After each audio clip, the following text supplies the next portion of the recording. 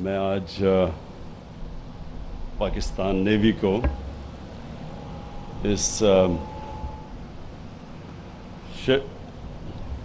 Ship lift and transfer system اس کی inauguration پہ آپ کو میں آج خاص طور پہ مبارک دیتا ہوں، خراج تحسین پیش کرتا ہوں۔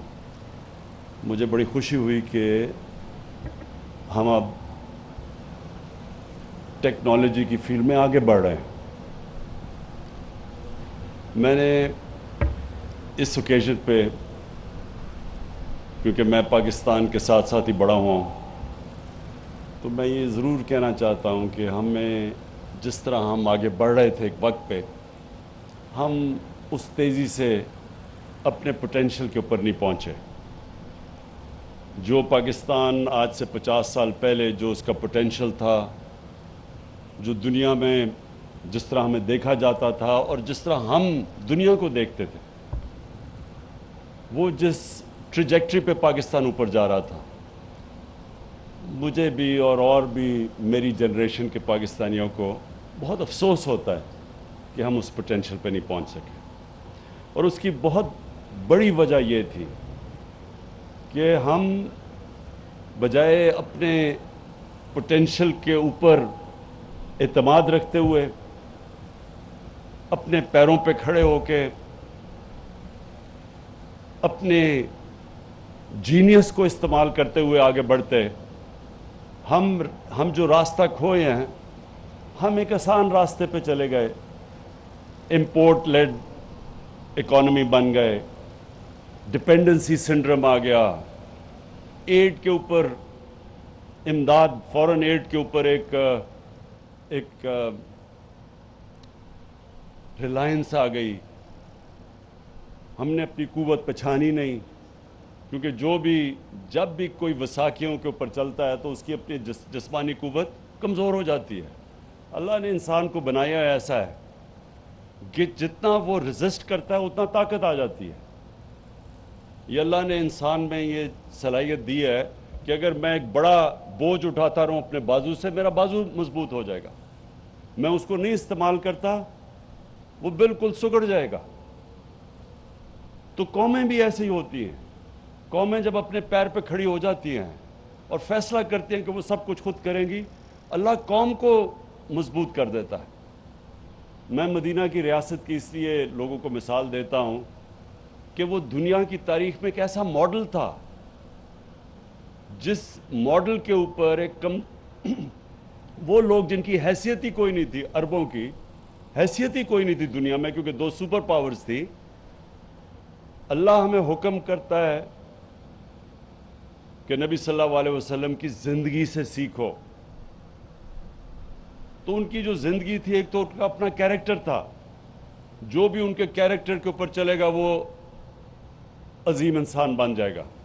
اور جو انہوں نے ریاست قائم کی مدینہ کی، وہ بھی ان کی سنت تھی۔ تو جو ریاست ان پرنسپلز پہ چلے گی، وہ ریاست ایک عظیم بن جائے گی۔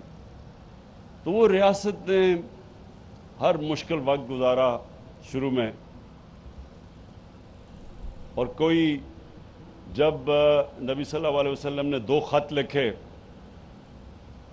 ایک بیزنٹائن ایمپرر سیزر کو اور دوسرا پرشین ایمپرر کو، 6028 اور 6029 میں، تو انہوں نے امداد نہیں مانگی ان سے۔ انہوں نے یہ نہیں کہا کہ ہمارے حالات بہت برے ہیں، ہمیں قرضے دے دو۔ انہوں نے اناؤنس کیا کہ میں اللہ کا پیغام لے کے آ رہا ہوں دنیا میں، حق کا، رائے حق، چلو گے تو آپ کا فائدہ ہے۔ اور ایک خوددار قوم کھڑی کی۔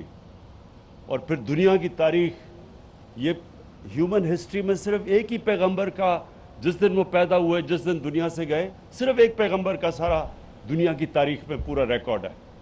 اور وہ بھی ریکارڈ ہے کہ وہ دیکھتے دیکھتے وہ قوم، اس نے دنیا کی امامت کی۔ تو میں آج مجھے جو خوشی ہو رہی ہے آج یہاں، کہ یہ اب پھر سے کوشش ہو رہی ہے کہ ہم اپنے پیر پہ کھڑے ہوں۔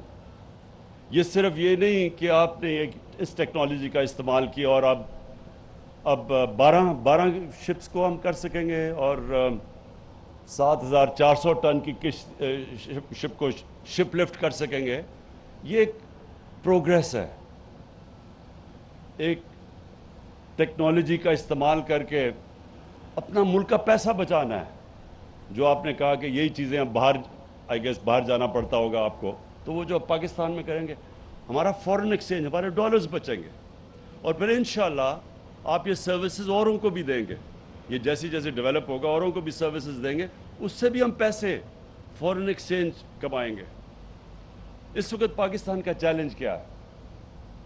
پاکستان ایک تو صحیح راستے پہ لگ گیا.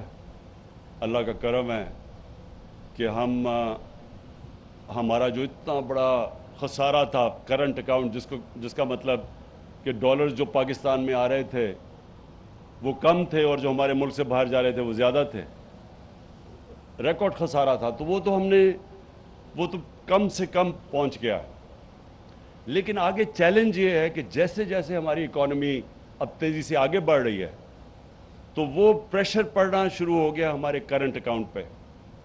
یعنی ڈالر ملک سے زیادہ باہر جا رہے ہیں بنسبت جو ملک کے اندر آ رہے ہیں. تو یہ جو آج آپ نے جو کیا, اور انشاءاللہ یہ سروسز آپ بیچیں گے آگے, تو انشاءاللہ اس سے بھی ہم ڈالرز کمائیں گے. اور ہم نے اب ہر وہ چیز کرنی ہے جو اپنی ایکسپورٹس کو ہم نے پروموٹ کرنا ہے, اوورسیز پاکستانیز کو انکریج کرنا ہے کہ وہ ریمیٹنسز بینکنگ چینل سے بھیجیں, پیسہ بھیجیں جیسے ڈالرز پاکستان میں آئیں. فورن انویسٹمنٹ کو اٹریکٹ کرنا ہے ہم نے, تاکہ ملک میں باہر سے انویسٹمنٹ ہو اور پیسہ باہر سے آئے اندر. اور پھر منی لانڈرنگ روکنی ہے, جو ہم پوری کوشش کر رہے ہیں. اب منی لانڈرنگ روکنے کا مطلب کہ اس ملک سے ڈالرز غیر قانونی طور پہ ملک سے باہر نہ جائیں, جس کو منی لانڈرنگ کہتے ہیں.